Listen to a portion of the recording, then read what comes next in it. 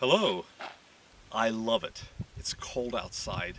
We're going to be sleeping under the stars in February in Arizona. It's going to be cold. So it's really important for us to prepare our bed properly so that we can stay warm at night. Okay, the first thing we need to do is we need to prepare the ground. The ground's cold in the winter and it's got moisture in it. First thing you want to do is a nice level piece of ground, and you want to remove the rocks so that you're not sleeping on anything hard, and also the thorns or anything else that might disrupt your sleep. The next thing we want to do is lay down a moisture barrier against that ground. That's going to keep any moisture from the ground soaking up.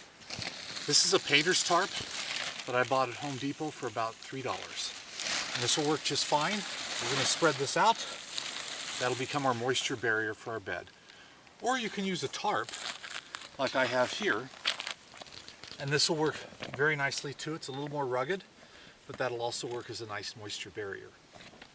Now that we have our moisture barrier down, what's important is to put a thermal barrier next.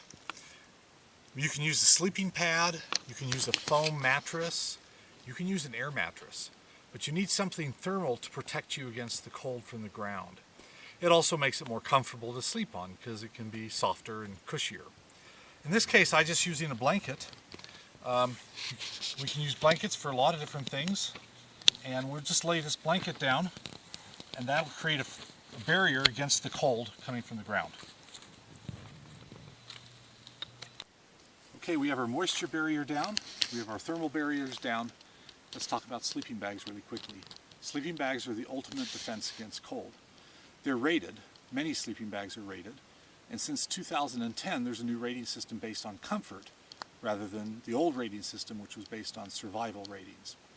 This sleeping bag is made out of down, which is a feather sleeping bag. It lofts, creates a lot of insulation power just like you would for a duck. This sleeping bag is an older one. It's not rated, so we're going to want to make some extra precautions to make sure that we're warm enough in that sleeping bag. We've got our sleeping bags down. Next we're going to put another thermal layer on top. Okay, for the cold, just as an extra precaution, you may want to bring an extra blanket to put on top of the sleeping bag. It gives you another layer of thermal protection. Here's a blanket. We're just going to lay this on top of the sleeping bag. You can tuck it under, and that'll give you this. An alternative is a bag liner. This is made out of fleece. It's like a sleeping bag.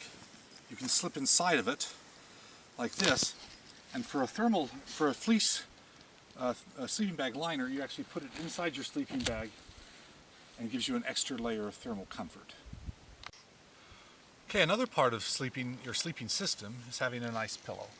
You can bring a pillow like this, a miniature one or a full-size pillow, or you can make your own pillow just using your existing clothes and a t-shirt.